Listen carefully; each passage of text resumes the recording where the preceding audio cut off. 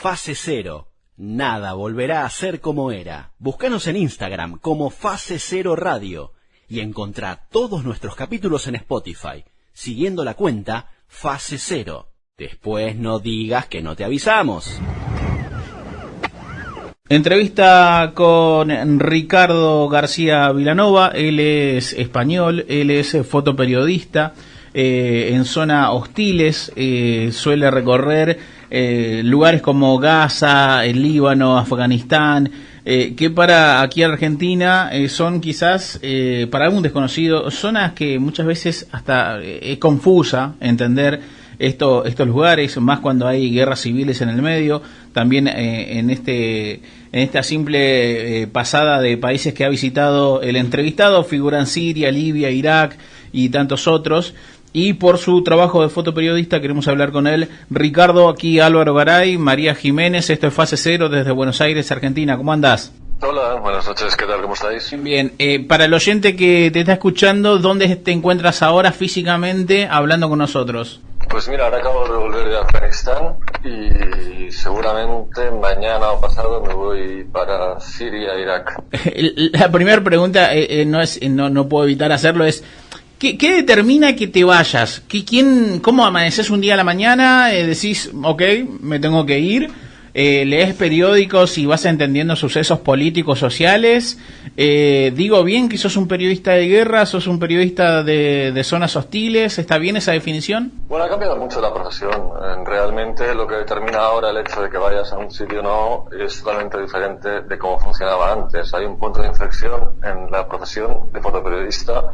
En 2011, antes yo trabajaba sobre todo para medios anglosajones y en ese momento pues hay un cambio muy grande en Libia y de repente todo el mercado pues se transforma en lo que tenemos actualmente hoy en día, que básicamente es una profesión en la cual yo diría que ya prácticamente apenas poca gente trabaja, dado los costes elevados que tiene, ¿no? Trabajar en una zona de conflicto significa pues como mínimo invertir entre 500 y $1.200 al día. Con la figura del fixer, con la figura de la persona que te lleva, ¿no? Con el coche que te arregla los meetings, las citas y que te gestiona las historias, y eso cada vez es más caro, más difícil, se ha vuelto prácticamente casi imposible. Entonces yo la solución que encontré, lo que yo hago o lo que he hecho durante los últimos años sobre todo, es trabajar como cámara de vídeo, y eso es lo que me permite pues viajar a esos países y poder seguir haciendo fotografías independientemente, ¿no? Para que te hagas una idea de cómo está el mercado o cómo está realmente la situación, el año pasado me dieron un WordPress Photo, que es el premio más importante de fotografía que hay en el mundo, ¿no? Y la foto, la serie de fotos justamente, ni tan siquiera estaba publicada porque nadie me las quiso comprar. Entonces eso yo creo que resume bastante el hecho de cómo el mercado ha cambiado y de cómo actualmente está el estado de esta profesión, ¿no? En vías de extinción. ¿Y por qué sucede esto, no? Uno puede entender que las nuevas tecnologías quizás son una de las herramientas que ha quitado trabajo y al mismo tiempo ha generado nuevas oportunidades laborales, y más con lo que tiene que ver con lo artístico y que roza lo audiovisual. Hablamos de video, hablamos de imágenes, hablamos de tecnología, hablamos de celulares, hablamos de cualquier toma donde algo se pueda registrar, quizás pueda llegar a reemplazar el trabajo y horas, experiencias de alguien que está preparado como vos, ¿no? ¿A qué atribuís este cambio en el mercado en sí? Yo lo atribuyo a varios factores.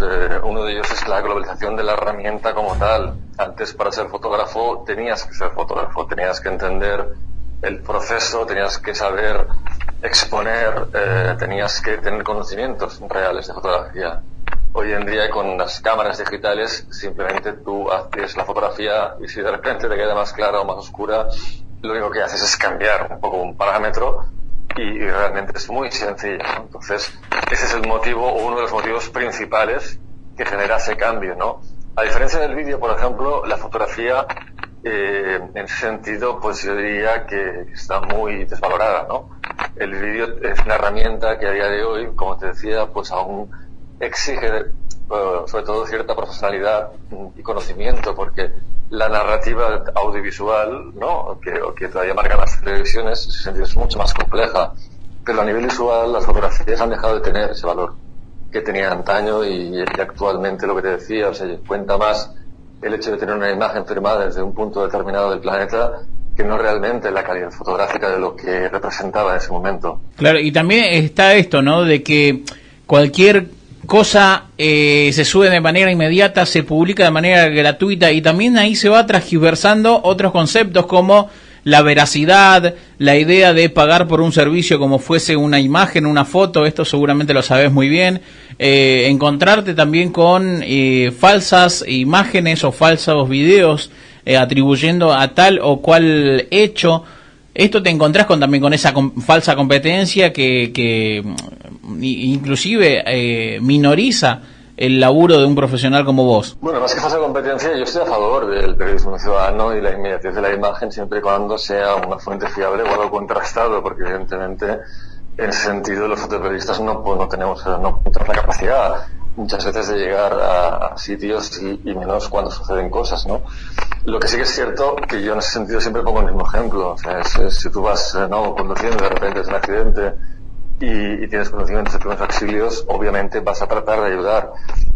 Posteriormente, una vez llegue el médico, te vas a apartar, ¿no? Entonces, un poquito, yo creo que ese es el reflejo de la situación del mercado actual, ¿no? Hoy en día todo el mundo es fotógrafo y los propios medios, como tú bien has dicho, más que los medios, la sociedad entiende que ya no quiere pagar por esa información, ¿no?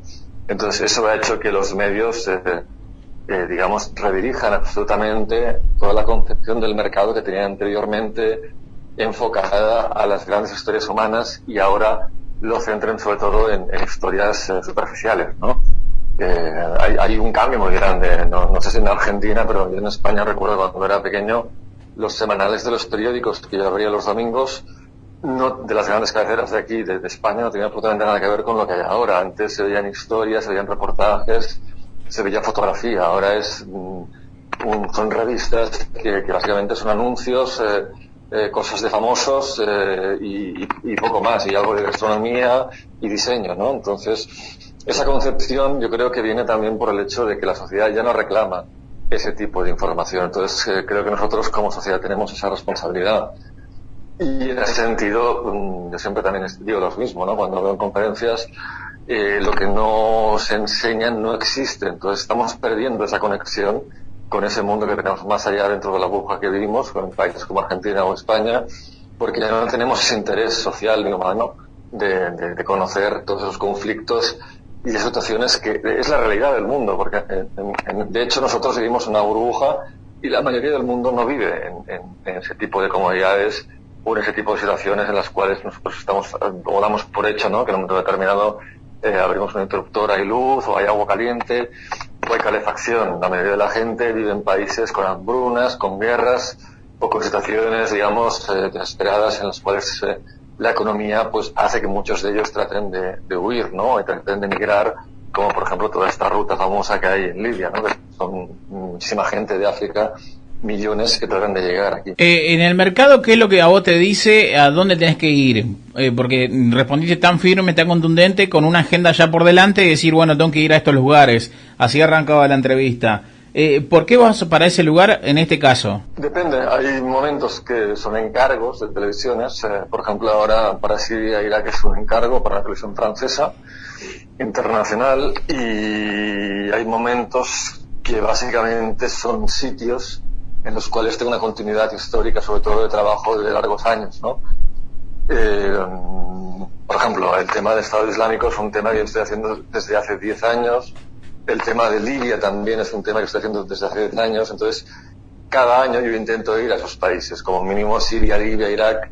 Intento ir para dar continuidad a ese trabajo, ¿no? A pesar de que tengo los otros libros publicados, pues lo que intento es dar esa continuidad. Y hay otros sitios como Afganistán, por ejemplo, que en un momento determinado, pues vuelvo a ir porque durante varios años trabajé en ese país y después, a raíz de las primaverias árabes, lo dejé. Y ahora cuando los talibanes pues llegaron a Kabul, pues me interesaba ver sobre todo ese contexto, ¿no? Y conocer esa historia desde otro lado, porque siempre la había vivido pues desde el lado, digamos, opuesto.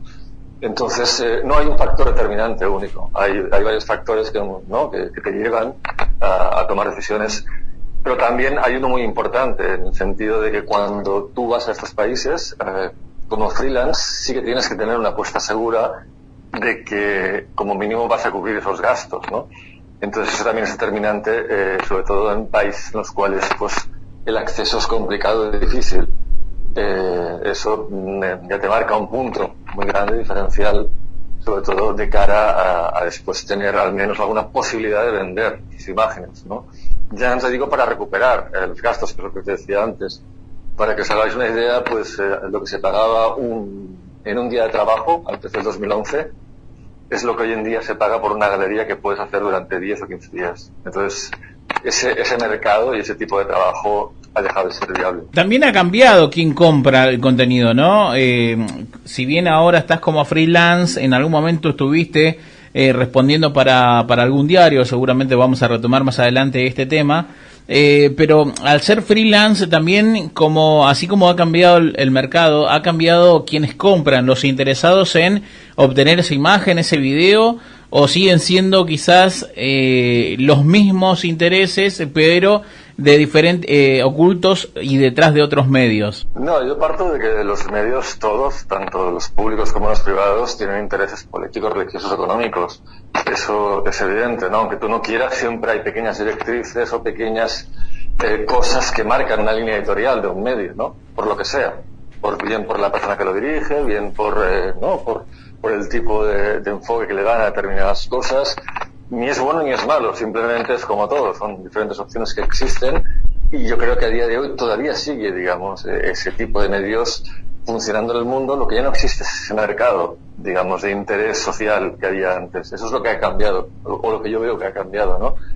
Y eso es lo que ha generado, pues, esta crisis, sobre todo que ha dado lugar, pues, al hecho de que ya prácticamente hay muy pocos fotógrafos. Yo recuerdo hace 20 años, cuando trabajaba, veía una cantidad de personas o de gente trabajando que hoy en día ya no está, porque la mayoría de las personas han tenido que dejar este trabajo porque no han encontrado vías de financiación paralelas para poder seguir viajando, ¿no?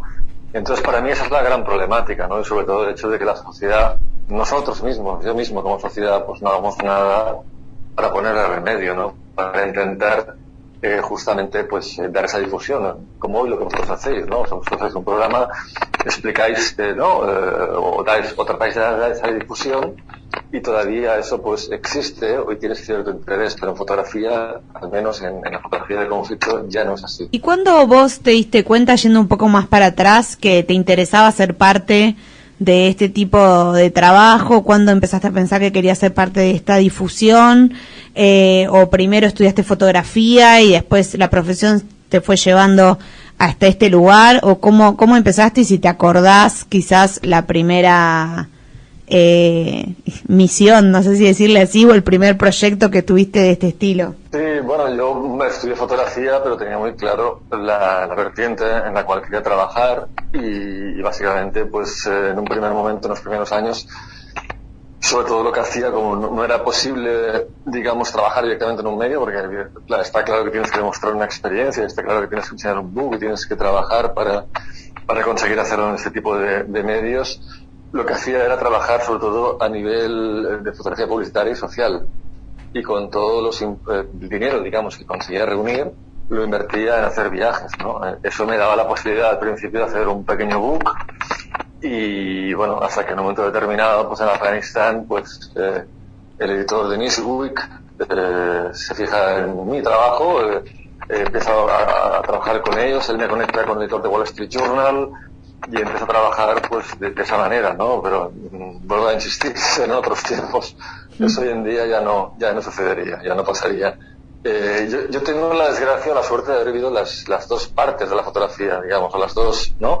Y entonces ahora, claro, realmente ver lo que tenemos ahora y lo que fue antes es incomparable, no hay palabras en ese sentido, y no hay, lo peor es que no le veo ninguna opción, digamos, de regreso. Yo creo que ese punto de inflexión sucedió y que esto ya va cada vez a peor. Estamos hablando con Ricardo García Vilanova, él es fotoperiodista, hoy en su estado de freelance hace un tiempo ya que viene dedicándose a esto, hace más de 20 años. En la apertura citamos ciertos países en los que les ha visitado y ha hecho su trabajo. También pueden visitar su página web para tener más información sobre el entrevistado, ricardogarciavilanova.com. Allí cuenta en más profundidad este tipo de contenidos.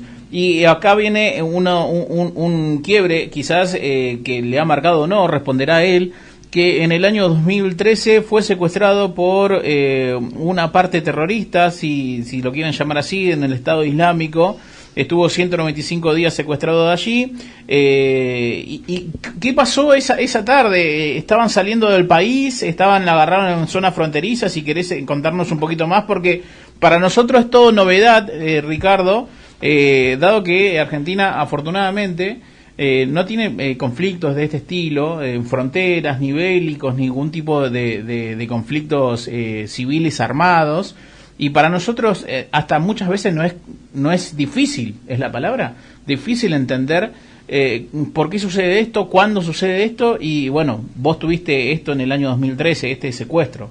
Bueno, yo siempre he considerado, siempre que me preguntan, digo, esto es un accidente de trabajo. Al final nosotros vamos porque queremos a esos sitios, nadie nos obliga a hacerlo.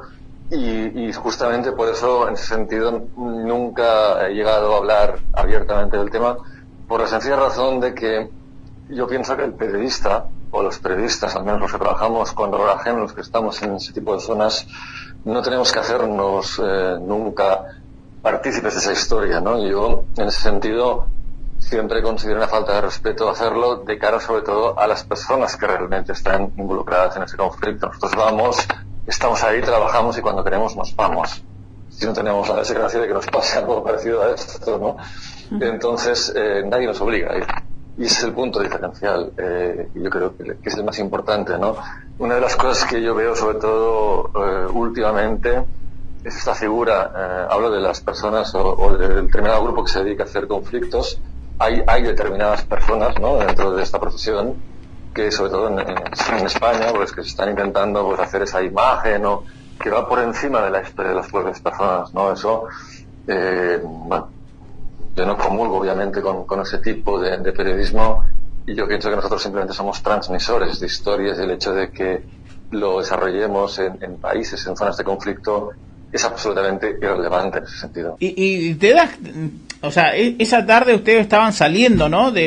Quiero entender esto, ustedes estaban saliendo de lo que era el Estado Islámico y sucedió esto en la frontera. ¿Ustedes estaban saliendo porque ya sabían que iba a suceder o algo así? ¿O cuando...? No, nosotros salíamos simplemente porque habíamos terminado el trabajo, estaba con Javier Espinosa y simplemente estábamos saliendo. Lo que pasa es que tuvimos la mala suerte de que, digamos, con un grupo que teóricamente nos protegía. En ese momento el sol estaba partido por 3 zonas, una de Estado Islámico, otra por Al-Qaeda y otra por el Free Army. Nosotros estábamos bajo, digamos, el paraguas de protección de este tercero, del Free Army, y bueno, pues ellos realmente no respondieron como tenían que haberlo hecho, ¿no?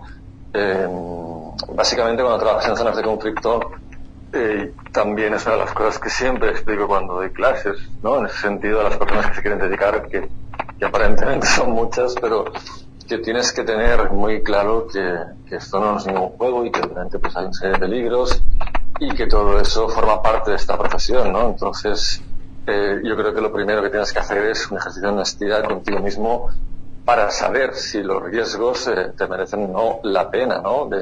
En este trabajo, en mi caso, yo creo todavía en la herramienta del periodismo o del periodismo como herramienta de difusión, de sensibilización. Como he dicho antes, todo lo que no contamos no existe. Entonces, en ese momento yo tomé tomamos los riesgos, ¿no? Igual que lo hemos tomado mucha gente que todavía trabajamos en este oficio durante estos últimos años, porque pensamos o creemos en el valor, ¿no?, de transmitir esas historias. Ricardo, ¿vos te das cuenta quién pertenece al Estado Islámico, quién pertenece a los... acabas de nombrar a otros... Afganistán. ¿Te das cuenta? ¿Hay uniformes o simplemente es de repente estás en un estado ahí y bueno, es porque lo avisaron y ya. No, hay una evolución en Siria. De hecho, en el libro este de Fade to Black, que creo que te pasé el link, aparece, ¿no? Precisamente hay una evolución en la cual hay diferentes grupos yihadistas que empiezan a operar en Siria. Siria en un primer momento, pues es un levantamiento de la población totalmente pacífico contra la familia Assad, ¿no? Que lleva 2 generaciones en el poder. A partir de ahí, pues bueno, se crea un ejército porque la población empieza a ser masacrada y como la comunidad internacional y la Liga Árabe da una respuesta a todo eso, entonces aparecen o empiezan a entrar los primeros grupos yihadistas, ¿no? Entra, así como los 3 grupos principales que te diría, pues es al-Sham, luego entra Al-Qaeda y después entra Estado Islámico. Entonces, muchos de ellos incluso iban cambiando de grupo, ¿no? Había gente que pasaba de Al-Sham, digamos, a Al-Qaeda, o de Frisian Army pasaban a Al-Sham, luego algunos se integraban en Estado Islámico, y evidentemente, pues bueno, el Estado Islámico a día de hoy sigue teniendo presencia. No sé si recordáis ahora, hace 3 días, creo que fue en Kabul, ¿no? Entraron en un hospital y mataron a 20 personas. En Afganistán, tienen presencia en Siria, todavía en Libia, en Irak, en muchos países de África, muchísimos más de los que queremos, en Níger, en Nigeria, en Chad, en Burkina Faso. Entonces, el Estado Islámico, bueno, no tienen la capacidad de llamarse Estado como tal, porque la perdieron en Baghouz en 2019, perdieron las 3 capitales, digamos, la que era Raqqa, Mosul y Sirte, que estaba en Libia, en Siria, Libia e Irak, pero a día de hoy siguen teniendo muchísima presencia y siguen operando a nivel mundial. Lo que pasa que la mayoría de las noticias que nos llegan o no nos llegan porque realmente, vuelvo a insistir, la burbuja que tenemos nosotros, más allá de lo que representan nuestras fronteras, al menos aquí en Europa, no sé si en Argentina será diferente, no nos interesa demasiado, ¿no? Entonces, todo esto pues es como algo muy lejano en ese sentido. Ricardo, ya para ir cerrando la entrevista y dejarte, la verdad que es encantador hablar con vos y todo lo que nos contás. Vuelvo a caer en esto, ¿no? El desconocimiento, con mezcla de curiosidad y siempre con el respeto por delante. Te minimizo esto, pero para que lo entiendas, vos sabés, te das la oportunidad de tratar de entender si estás del lado de los buenos, estás del lado de los malos en el momento que sacás la foto, en el momento que filmás, o simplemente decís no razono, no porque no pueda, sino porque listo, es mi trabajo, y te pones a pensar eso, si alguna vez estás del lado del bando bueno, del lado del bando malo, del que menos está castigado, el que está castigando, o no. Bueno, yo creo que los periodistas, todos los que trabajamos en este tipo de cosas, antes de periodistas somos personas, y yo creo que todos tenemos esa primera parte de empatía siempre, o intentamos mostrar en ese sentido, digamos, la parte más débil del conflicto, que siempre son los civiles, ¿no? Los civiles son los que realmente, en la mayoría de las circunstancias, quedan atrapados, o bien están ahí porque no quieren abandonar ese país, porque no tienen los recursos, o porque simplemente están atrapados, ¿no?, dentro de ese conflicto, porque están rodeados en ciudades ¿no?, que están siendo bombardeadas, y todo eso hace que en un momento determinado yo creo que el rasgo, digamos, que une la profesión siempre es tratar de explicar esas historias, ¿no? Pero lamentablemente la respuesta de los medios, y cada vez más, es que esas historias han dejado como, en cierta forma, de importar una vez se han explicado, y se busca en ese ángulo siempre de ese morbo o esa atracción que trae o que tiene la guerra de por sí, ¿no?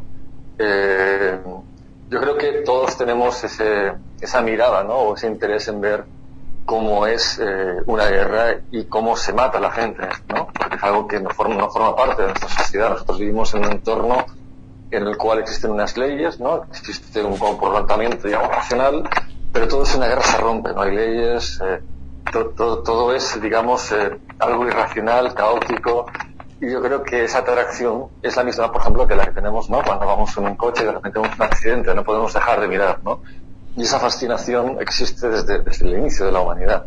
Y lamentablemente, también te tengo que decir que todos los cambios importantes sociales que ha habido siempre se han sido generados por guerras. O sea, el ser humano lleva algo inherente, igual que los animales, siempre abocados a ese sentido, ¿no? Entonces, bueno, yo intento en el trabajo mío siempre mostrar esa parte, digamos, más débil, pero obviamente también muestro lo que son, digamos, los combates, muestro todo lo que es el entorno de esa guerra, ¿no? Y en esa parte sí que no tengo distinción, o sea, esa parte, al final, si es 1, 2 o 3 grupos que han decidido matarse entre ellos, realmente la zona, digamos, de buenos y malos queda bastante difusa en muchas ocasiones, ¿no? La zona que no está difusa y que está realmente clara son los civiles, vuelvo a insistir, que son los que pagan siempre ese alto precio. Ricardo, muy clara tu explicación. Una vez más agradecerte junto con María esta hermosa charla que hemos tenido. Aprovechar estos últimos minutos y dejarte libre para que le cuentes al oyente, quizás acá en Argentina, para que visite alguna página, compre algún libro tuyo, visite algún lugar o que te pueda llegar a encontrar para seguir tu trabajo de cerca. Es todo tuyo. Muchas gracias a vosotros por todo. Ha sido una charla muy amena. No, básicamente, bueno, decir los 2 libros, bueno, tengo 3 libros publicados, muy concretamente, pues este Estado Islámico, que son 10 años. Hay otro libro también de Libyan Crossroads, que también son 10 años de la ruta refugiada, ¿no? Habla sobre todo de por qué toda esa gente de África trata de llegar aquí a Europa, ¿no? Y son 2 trabajos, digamos, que estoy siguiendo a día de hoy y que en ese sentido en Europa queda como bastante lejano, ¿no? Yo creo que nosotros, sobre todo aquí, funcionamos por empatía y funcionamos por proximidad y prueba de ello es que Europa prácticamente, o mi país, ha perdido el interés, ¿no? En todo esto. O sea, yo recuerdo cuando estaba trabajando, ¿no? Que en un momento determinado tuvimos interés por el Estado Islámico porque fue cuando empezaron a atentar aquí en Europa, ¿no? Empezaron a atentar en España, en Francia, en otros sitios, ¿no? Pero esa proximidad y esa empatía desaparece en el momento que desaparece ese problema, ¿no? Entonces, bueno, básicamente el llamamiento que yo hago sobre todo es que se pueda seguir difundiendo y vosotros también, que puedan seguir también difundiendo todo este tipo de problemáticas que existen alrededor del mundo. Gracias por tu tiempo, Ricardo. Te mando un fuerte abrazo, hermano. A vosotros igualmente, un fuerte abrazo. Gracias, abrazo. Final de la entrevista con Ricardo García Vilanova. Él es español, fotoperiodista, hace más de 20 años en zonas hostiles, en zonas de guerra. Ha recorrido lugares como Afganistán, el Líbano, Gaza, Irak, Libia, Siria. Y también tiene el dato de que en el año 2013 fue secuestrado junto a otro compañero, Javier Espinosa, por 125 días. Para entonces estaba gobernando el Estado Islámico y trabajaba para Diario El Mundo en España, y hoy se brindó a esta hermosa charla con Fase Cero, donde nada volverá a ser como era. Fase Cero. Nada volverá a ser como era. Búscanos en Instagram como Fase Cero Radio y encontrá todos nuestros capítulos en Spotify, siguiendo la cuenta Fase Cero. Después no digas que no te avisamos.